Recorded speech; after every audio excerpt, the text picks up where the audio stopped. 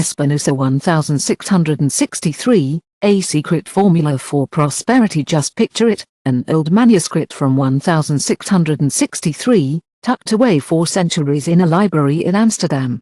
The pages are yellowing, the writing is delicate, and it's so powerful and revolutionary that even the greatest minds in philosophy did everything they could to hide it. Why was this formula so special? It had the incredible ability to transform anyone, from a regular person to an architect. I'm talking about your own reality, the hidden manuscript of Baruch Spinoza, one of the brightest philosophers and more feared in history. What if I told you that today, in this very moment, you have access to that knowledge that has been deliberately hidden from people like you for more than 300 years? A technique that can literally reprogram your mind to manifest prosperity in all areas of your life seems too good to be true, doesn't it? I'm not sure if you've heard, but some people have been trying to keep this knowledge hidden for a long time. I'm going to share everything I can about this secret formula in 3 steps. It's a lot to take in, but I'll do my best to break it down for you. You'll learn about a guy named Spinoza and why some people were scared of his ideas. This is all from the 17th century in Amsterdam. Perhaps it's why they tried to avoid this knowledge for so long. Stay until the end of this video, because I'll reveal every detail of this 3-step secret formula that intellectual elites don't want you to discover. You'll learn about the man behind the ideas, a young 24-year-old Jew named Baruch Spinoza who had just been excommunicated from your community in the most severe way possible. He was accused of challenging the authorities, both religious and political, of his time with ideas so revolutionary that they transformed the philosopher. Spinoza questioned the basis of all thought conventional about God and nature. The poor guy, Baruch Spinoza, got kicked out of your community for thinking for himself. He was a philosopher who had some pretty revolutionary ideas about God, nature, and the power of the human mind. But what was it about his writings that the authorities were so scared of? Why did they call this peaceful, simple man a heretic and ban his books? The answer is pretty simple. Spinoza figured out something about the nature of reality that had the potential to give people common power that, until then, I had the only. He had the idea that God and nature were one thing, and he called it Deus Natura. This meant that each of us is an expression of the universe itself, with direct access to the creation power that many call divine. You can see why the authorities were worried about this idea. If you think you are part of a universal creative force, if you understand. He was a very special person, and he had some very special ideas. He thought that God and nature were one and the same, and he called this Deus Natura. He believed that each of us is a part of the universe and has direct access to its creative power. This is a dangerous idea, and it's easy to see why. If you think you can access this power directly, you might not need intermediaries or institutions that control access to knowledge and prosperity. The authorities of the time understood the threat, and they did what they always do with ideas, they tried to suppress it. Spinoza was forced to publish his main works anonymously or after his death. His books were. It's interesting how he had to publish his main works anonymously or after his death. It's almost as if his reputation got in the way of people knowing the real knowledge he shared. For centuries, only a few philosophers and thinkers had access to his ideas. To the public, he was seen as a complex, difficult philosopher. It's almost like he was presented as something too challenging for the average person to understand. You could say that this was the start of one of the most intriguing intellectual stories. His reputation was so strong that it kept his ideas hidden for centuries. Only a few special people knew about his ideas, and the public thought he was too complicated to understand. This was the start of something called a conspiracy of silence. But what exactly was Spinoza like? What was in his manuscripts that needed to be kept secret? To understand this, we need to look at the history of how this knowledge was discovered. The secret of 1663. It was 1663, and Spinoza was starting to become well known for his philosophy. He was working on some really exciting stuff that year. He wrote a manuscript that not many people know about. It wasn't included in his official works, and the Academy didn't include it either. But it was like a little treasure chest of ideas. It had all these theories, but it also had a practical way to transform human conscience.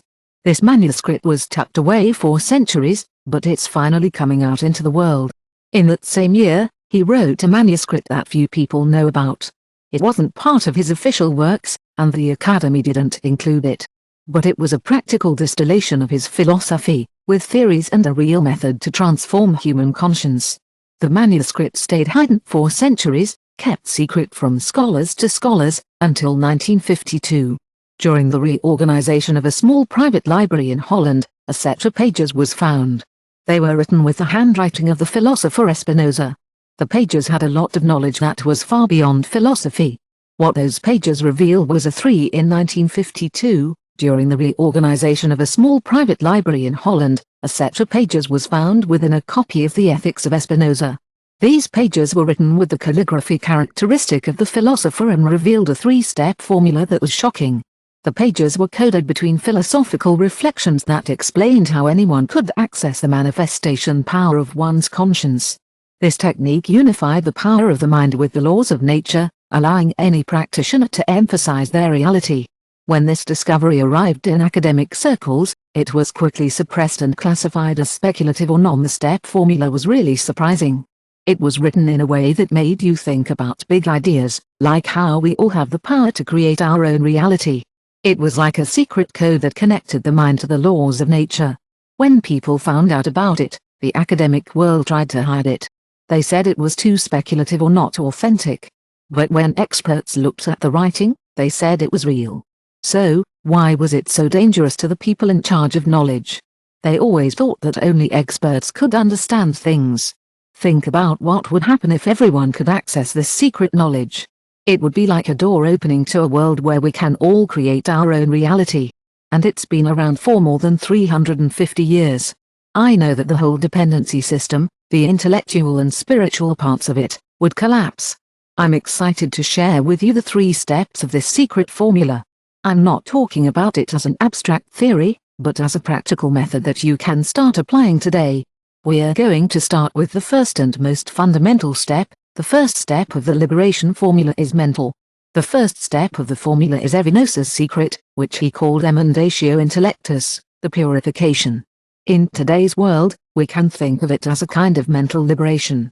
It's like the foundation of everything we do, and it's essential for Spinoza.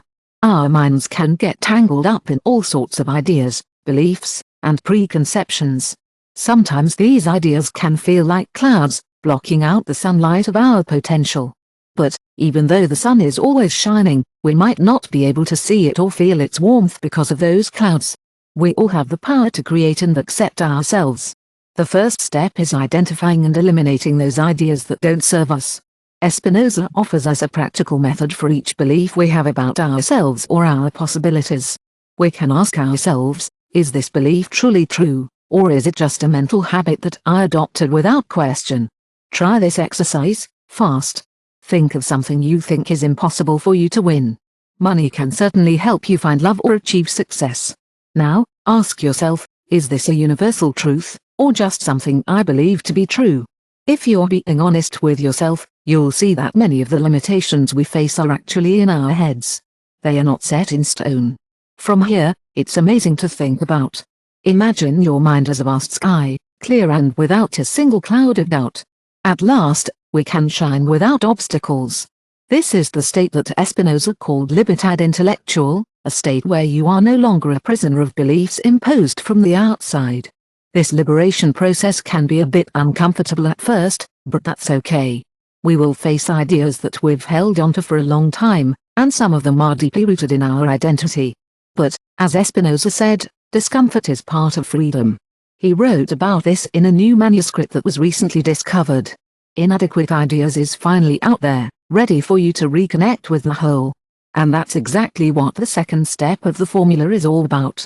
It takes us to the next level, beyond just mental cleaning, and connects us with the incredible power of manifestation. The second step of the formula is all about connecting with the whole after you've cleaned your mind of beliefs that hold you back. It's what Spinoza called union with. Let's think about this together. How can we understand today's world? The connection with the whole is revolutionary, and it took decades for modern quantum physics to catch up. For Spinoza, everything that exists is part of a single substance. He called this God or nature. But you can understand how the universe, the universal awareness, or any term makes sense to you. The important thing is that you are not completely separated. You are an individualized expression of this. You're going to love this. This Gundo step will help you tap into your creative power. It's all about recognizing and experiencing that connection. It's not just a concept or some abstract philosophical idea, but a reality you can experience. Spinoza suggested an exercise that you might find really helpful. He said to set aside some time each day to expand your conscience beyond the limits of the individual ego. In practice, this means creating moments of deep contemplation where you direct your attention to that interconnection. Close your eyes and let yourself go. Close your eyes for a moment and imagine not as an isolated being, but as a wave in the infinite ocean of the universal consciousness. You keep your individuality, but you recognize that your essence is the same as the entire universe. When you really experience that, something extraordinary happens. You realize that you have access to the same creative powers that generate all reality. As Spinoza wrote, the mind that includes its union with everything can. Hey, let's talk about how we can understand this from the perspective of quantum physics. Modern science has taught us that, at the subatomic level, our observations actually influence how reality behaves. Your conscience isn't just a passive observer of the universe, it's a powerful force that actively shapes the world around you. Now, let's picture a situation where you're eager to create financial prosperity in your everyday life. You might be thinking of consciousness as separate from prosperity, and you might be working hard to get it. But when you connect with the whole universe, you'll see that prosperity is always there, waiting for you to experience it. This awareness will change everything for you. You'll start to see opportunities that you didn't know were there. You'll feel more confident and less limited. Frequency of prosperity, you start to see the opportunities that were always there, but you just couldn't see them before. This process of reconnecting with reality changes your relationship with reality. And it's here that we enter the third and most powerful step of the formula, Spinoza's secreta, the practical method.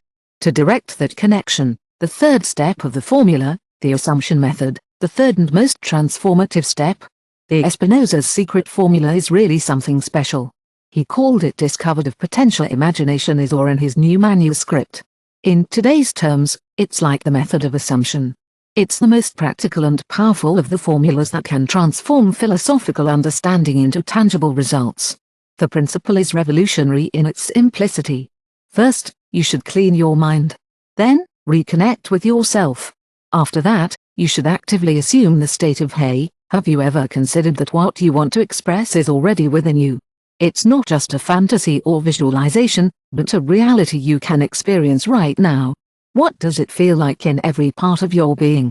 In his Spinoza manuscript, he talks about how our minds have the power to create our own reality.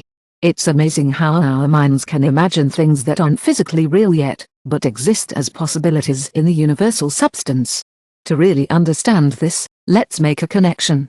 Thanks to the wonderful work of another great teacher, Neville Goddard, we have this incredible principle from the 20th century. It's called the law of the Assumption, and it was rediscovered and expanded by Neville. What Neville taught, which was written down by Spinoza, is that when you want something, you should imagine how you'd feel if you got it. This is a really powerful way to manifest your desires. Let's look at an example to see how it works. Let's say you want to express an increase in significant income method. The assumption here is that you enter into the mental and emotional state of someone who has already reached that level of prosperity. This goes beyond simple visualization. You need to completely inhabit that state. How do you feel in that new reality? Financially? How do you breathe? How do you talk? What thoughts naturally arise? How do you interact with others? How do you dress? Your future. You have your. It's so exciting to see how far science has come. It's like we're finally starting to understand what Spinoza discovered centuries ago. There's this amazing research in neuroplasticity that shows how our brains can literally change to fit our new mental states. And it's like quantum physics is saying that our awareness directly influences how we see reality. It's like Spinoza was the one to figure out this secret, and now we're finally starting to see how it works. It's like, if you change your mental state, you change your mental reality. Hey, let's talk about the power of imagination. When we harness it the right way, it's not just make-believe, it's a superpower that shapes our world. Sounds easy, right? But to make it work, we've got to be disciplined and stick with it. Even Spinoza said that our minds can be tricky and might fight change. That's where the first step, mental release, comes in. It's all about recognizing and letting go of those ideas that just don't fit. Hey, I just wanted to gently challenge the new state you assumed. It's totally valid to have questions, and I'm here if you need a little more context. This method is pretty powerful, but it's not something that's often talked about. There's a reason why some people have tried to keep this knowledge hidden for centuries. If we want to understand why, we've got to look at the power structures that benefit from us not being in touch with our own creative potential. This knowledge has been hidden for a reason. A lot of the history of humanity is about the control of knowledge. Who controls what we know controls who we are and what we become. We can reach, and the formula of Spinoza represents a direct threat to that control. Just think for a moment about what would happen if each person discovered that they have the innate power to manifest their own reality. They wouldn't need complex systems, intermediaries, or external permission to create prosperity and welfare. The entire dependency system that our society is based would begin to collapse. In the time of Spinoza, were the authorities religious? The first philosophers who believed in a God that was part of nature and that each person could connect with that power were seen as a threat. This meant that the church wasn't needed as an intermediary between God and people. Because of this, some people were excommunicated. But it wasn't just religious institutions who felt threatened. The academic and intellectual community also saw a threat in the philosophy of Spinoza. It was as easy as pie to understand, so anyone could put it into practice without having to spend years in study or earning degrees. At the time, intellectuals were kind of like the keepers of the knowledge monopoly, and they were a bit possessive about it. Moneyed interests also had their reason for being a bit uneasy about a method that allowed people to flourish from within. This was like a direct threat to the systems that kept the economy under their thumb. The hands of few refers to the way that, for a long time, Spinoza's philosophy was taught in a way that was hard to understand and not connected to real life. The most powerful parts of his ideas were hidden on purpose, and the way he taught them was almost completely erased from history. Even now, when we talk about how the mind can create reality, some people laugh or dismiss it, saying it's not scientific, but rather magical. I know they seem to affirm this, but the truth is that modern science is just beginning to understand what Spinoza already knew. Physics has already shown us that reality is not objective, but rather responsive to the observer's conscience. Neuroscience confirms that our mental states literally reconfigure our brain and our biochemistry. Positive psychology documents how our expectations deeply mold our lives. You've got some great knowledge now, and it's time to start using it to make your life better. We've got an exercise for you that will help you transform your reality. Now that you know the 3 steps of Spinoza's secret formula, we're going to put them into a practical exercise that you can start using right away. This is the method, just like it was written in the 1600 manuscript. You'll just need 20 minutes per day to do this. Exercise is a great way to boost your mood and get some fresh air. Try finding a cozy spot where you won't be disturbed and take a few deep, conscious breaths to start. One way to get started is by identifying a specific belief that might be holding you back from achieving your goals.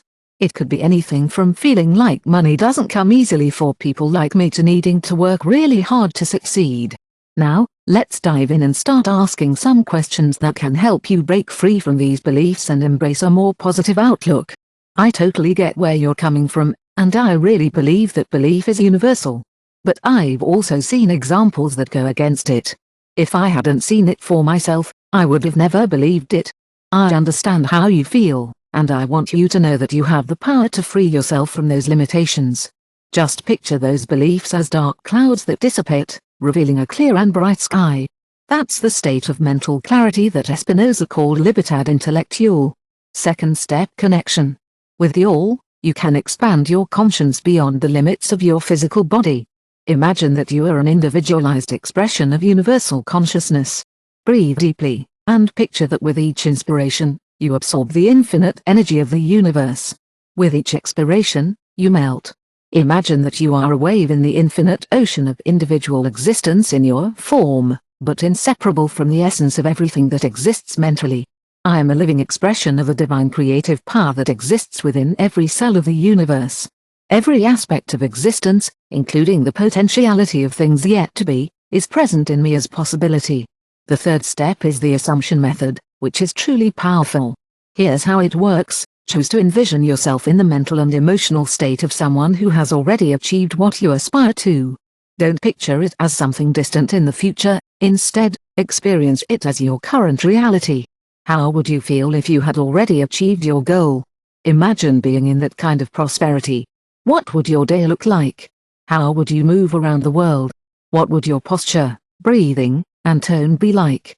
That state is all about feeling grateful for what you have and being filled with positive emotions. It's about making positive changes in your life. Spinoza said that the most important thing is to be real and true to yourself when you experience this new status. You can make that experience even more powerful by repeating the phrase affirmative in the present time over and over in your mind. This will help you capture the essence of what you are manifesting. For example, you could say, I am naturally prosperous in all aspects of my life, for abundance flows to me easily and continuously. Keep repeating that phrase in your mind while also keeping the emotional state that matches it. But remember, the words are just a vehicle for the state of consciousness. It's the state that manifests reality, not the words themselves.